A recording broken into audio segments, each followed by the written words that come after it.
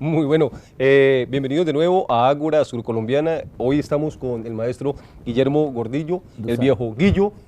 Gordillo Dusan, sí. Dusan, porque la mamá también puso 23 cromosomas Sí. para formar a este caballero del arte escénica. Entonces, Guillo, bienvenido, qué bacano tenerlo Muchas acá. gracias, Jorman. Cuénteme. No, cuénteme usted. No, contémoslo nosotros. No, Eso. es que nosotros no somos entrevistadores, entonces, pues, sencillamente, pues, ¿qué vamos a hacer? Vamos a hablar de teatro. Bien. Bueno, estamos en el marco de la conmemoración del Día Internacional del Teatro. Ya pasó este domingo, 27 de marzo. Llevamos algunos días hablando de teatro, pero ya no vamos a hablar sobre el movimiento teatral, sobre la corriente teatral. Ya vamos a dejar ese tema caliente a un lado y vamos a hablar sobre el ejercicio ya del teatro. Bueno, la creación de personajes, que creo que es algo lo que le apasiona mucho a Guillo, pues creo que este caballero ha estado trabajando el proceso de creación de personaje en otro estilo, de otra forma. Guillo, ¿qué nos puede contar de la creación de personaje? Bien, cuando yo empecé a hacer teatro, espere que esto se mueve rico. Cuando yo empecé a hacer teatro, a uno como que le marcaban todo. Después, entonces con base al libreto, al guión, entonces el actor se marcaba solo. Y entonces ahora, así sea en la creación colectiva, miramos Stanislavski, Bertolt Brecht, Grotowski, todos los sabios, todos los científicos del arte escénico, y de una u otra manera como que siempre encasilla al personaje y el actor o el autor del personaje, siendo con una gran capacidad narrativa, ¿sí?, va a crear el personaje de cabo a rabo como si ya lo conociera en totalidad. Y yo pienso que ahí estamos coartando el personaje, estamos limitando, estamos cuadriculando el personaje. Entonces no es el actor el que va a crear el personaje, es el personaje el que va a crear al actor. Bueno, Guillo, una pregunta. ¿Desde hace cuánto? Guillo tiene 46 años de estar en la escena. No 46 años, tiene 46 años de estar en la escena. Este jueves que pasó de la Semana Santa, jueves Santo, Guillo cumplió sus 46 años de estar en la escena. Dentro de este periodo de los 46 años de estar en la escena, ¿cuándo comenzó a darse cuenta entonces de que quería forjar un cambio en el método de la creación de personajes? Claro, a partir de su propia experiencia, ya conociendo entonces todos estos teóricos del teatro. Cuando me di cuenta que mis compañeros no eran honestos en el proceso teatral, no había esa identidad con el oficio como tal. Entonces, no era tampoco hacer el arte por el arte, ¿cierto? Pero tampoco el arte por el rebusque, ¿sí? Por esa ambición consciente o inconsciente de los directores, ¿sí?, de conseguir el dinero para sobrevivir como arañando. Entonces me dediqué a trabajar el monólogo, y el monólogo me empezó a llevar a trabajar con el público directamente, porque a mí me daba miedo trabajar solo. Allá encerrado en mi cuarto, en mi taller, entonces me daba miedo trabajar solo, porque nadie me veía, ni quién aquel que me pudiera dirigir. Y por más que yo me desdoblase, tampoco alcanzaba a mirarme bien.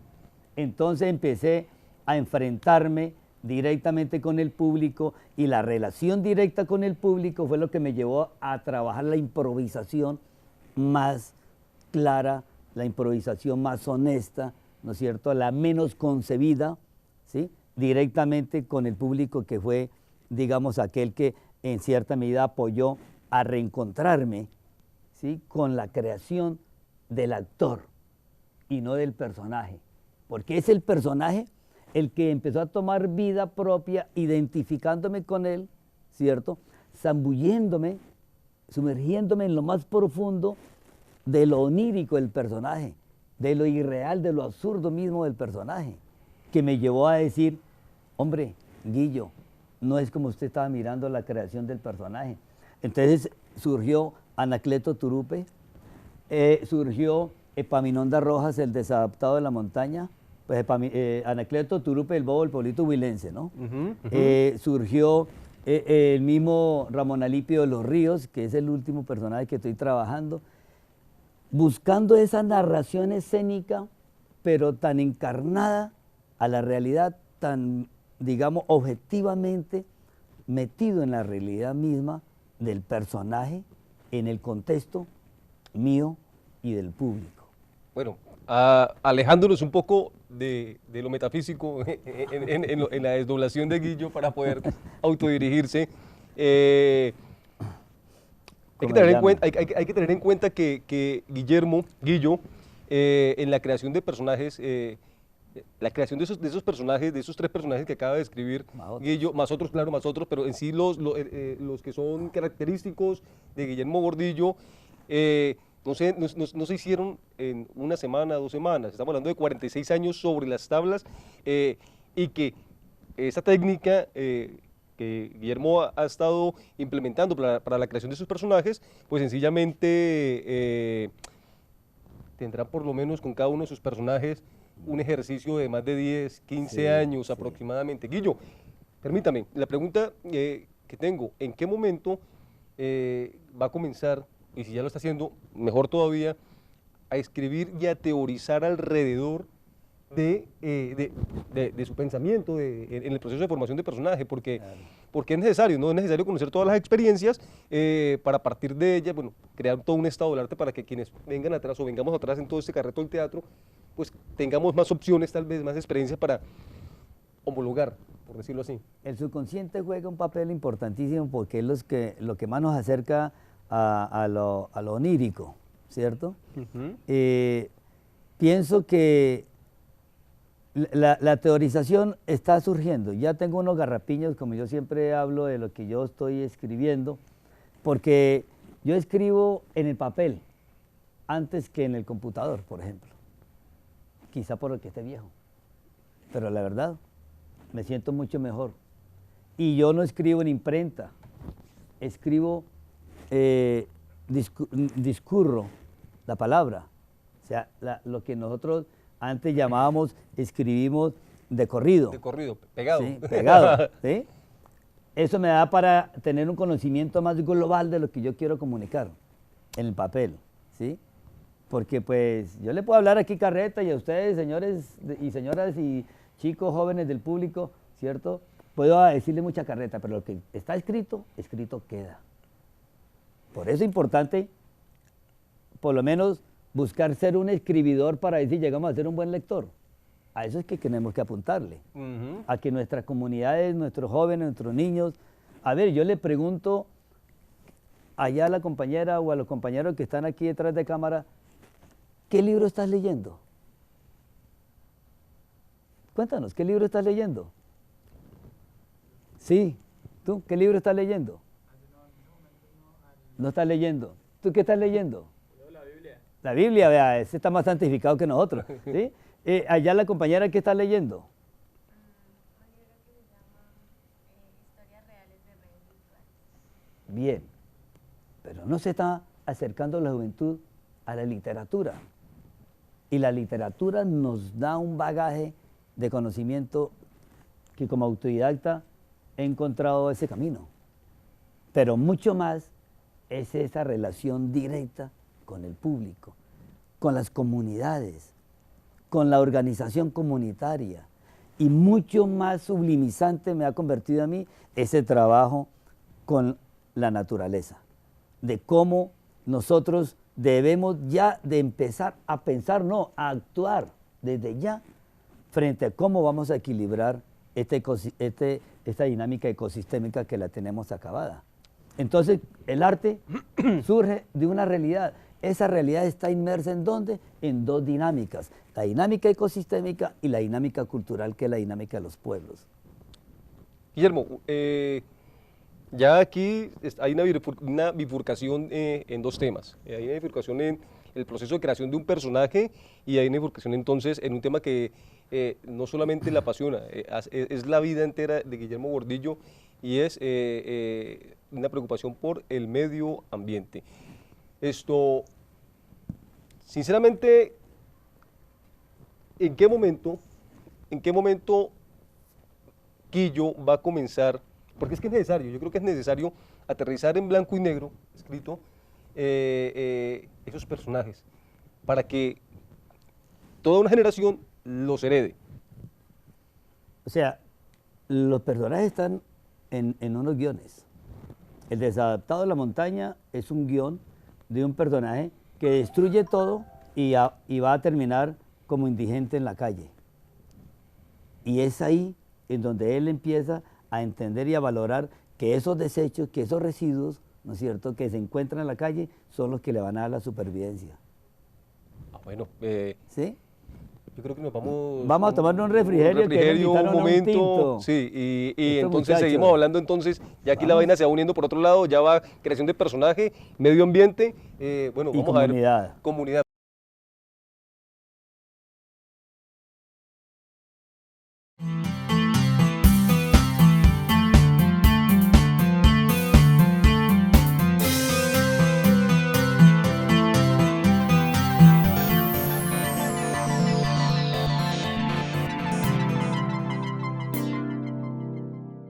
Bueno, Guillo, regresamos y aquí estamos hablando en ese momento dentro del proceso teatral de la creación de personajes, pero ya se va uniendo el tema no solamente dentro de la forma, sino también con el contenido.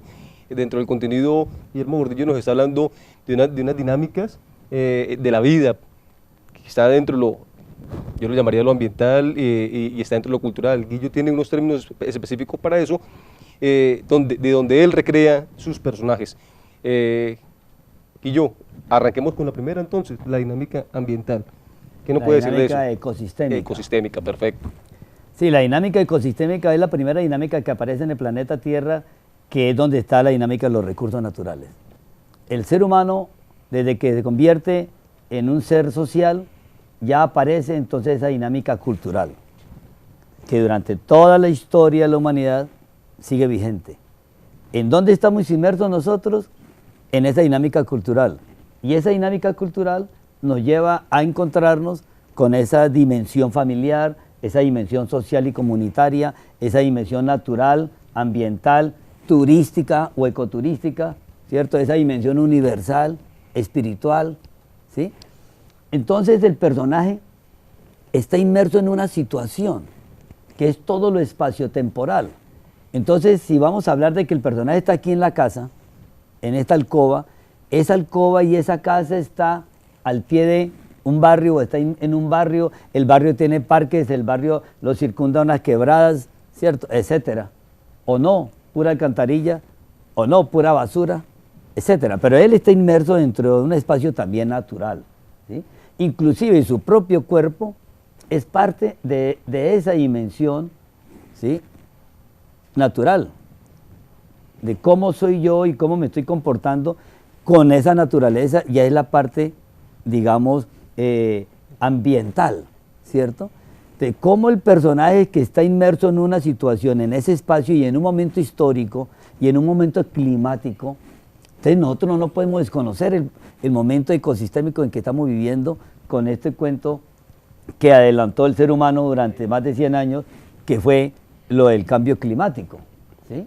Entonces, en este momento el ser humano en una situación teatral tiene que tener unas acciones, ¿sí?, que están ahí, en esa situación, en ese espacio, en ese tiempo de él, en este principio del siglo XXI, donde está el cambio climático, ¿no es cierto?, donde se está muriendo el ser humano hasta por hambre, ¿sí? Eso nos lleva a encontrarnos con un conflicto. El maestro Santiago García hablaba de las 3 categorías dramáticas: personaje, situación y acción. Yo creo que el conflicto es un componente más, una parte más, ¿cierto?, de una categoría más bien, ¿cierto? No tenemos que verlo como algo independiente, sino como algo muy integral.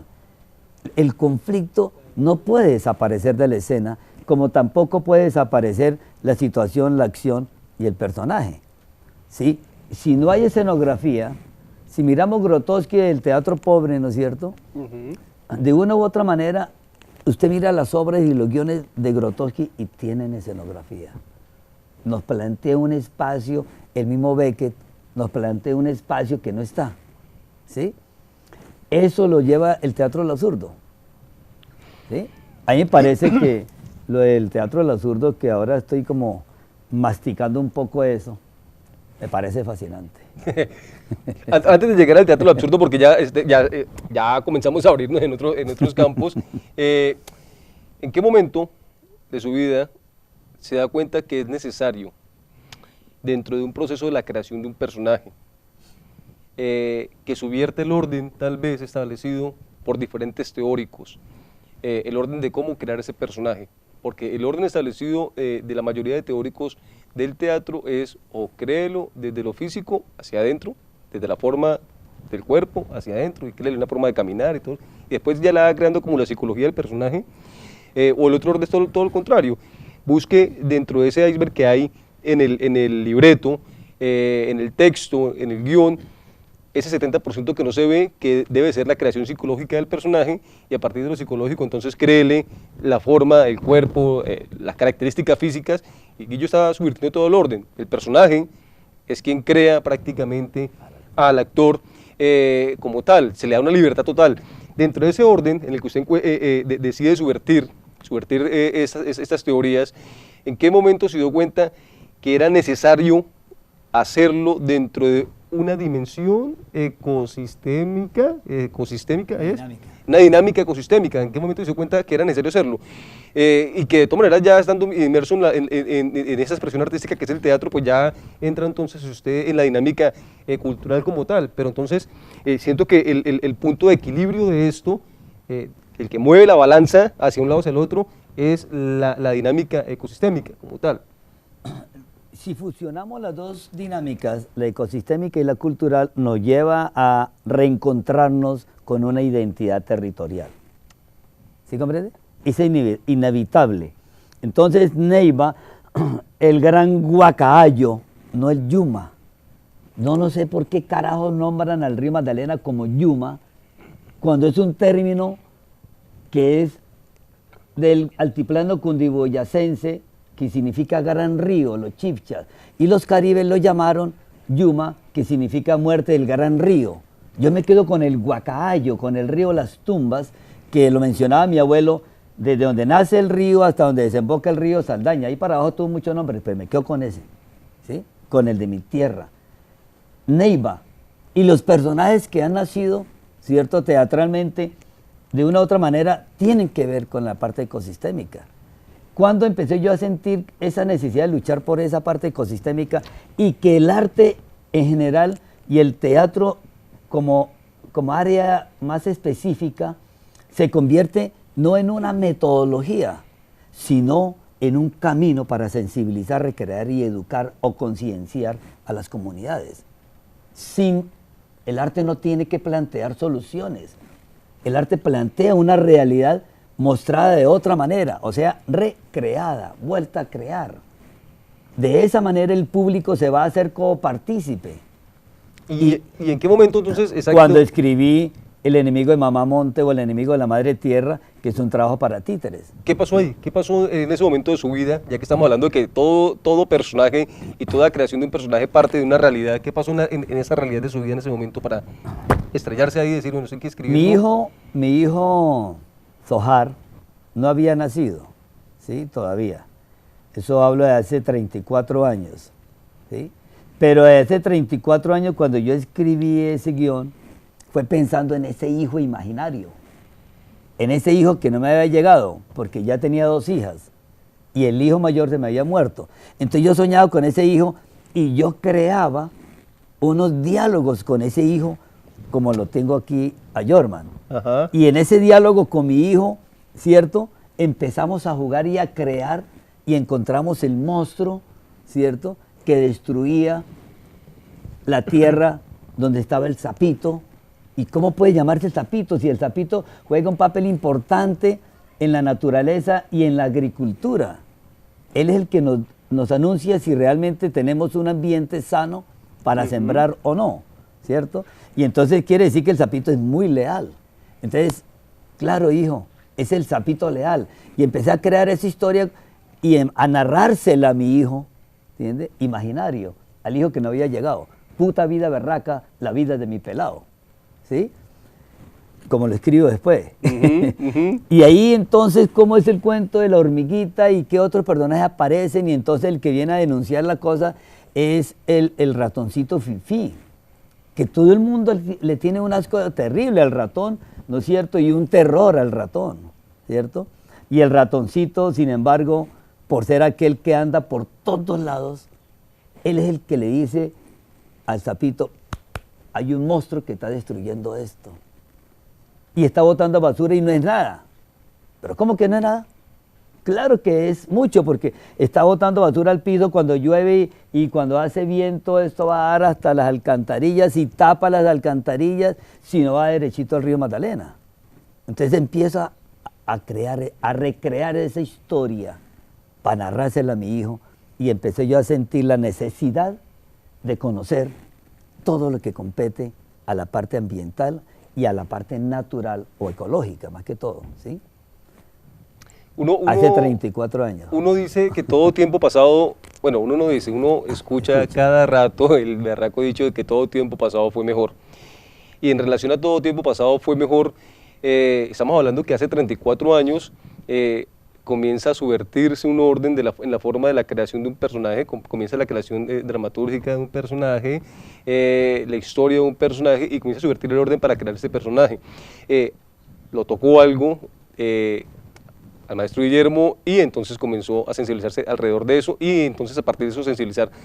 Le digo esto porque es que estamos en un contexto donde nuestra sociedad es inmóvil, ni se inmuta, acá no se puede decir, entonces ni se inmuta ni se inmuta por lo que está pasando a nuestro alrededor, no solamente dentro de la dinámica ecosistémica, no solamente dentro de la dinámica cultural, sino que, o sea, la vida la dejan pasar cual si nada. Y le pregunto eso porque, bueno, para los televidentes, cuando estén viendo todo este carreto, toda esta cháchara que estamos echando acá, bueno, la pregunta para ustedes es ¿en qué momento realmente van a sentirse tocados? ¿En qué momento van a sentir que abren los ojos y van a decir, oiga, ya es hora de dejar que me toque y que mi voz, ya sea dentro del teatro, las artes visuales o cualquier otra expresión cultural de la vida, los toque?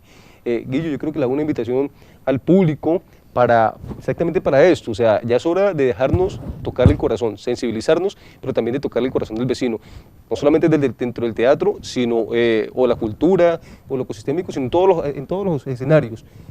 Por favor, invita al público.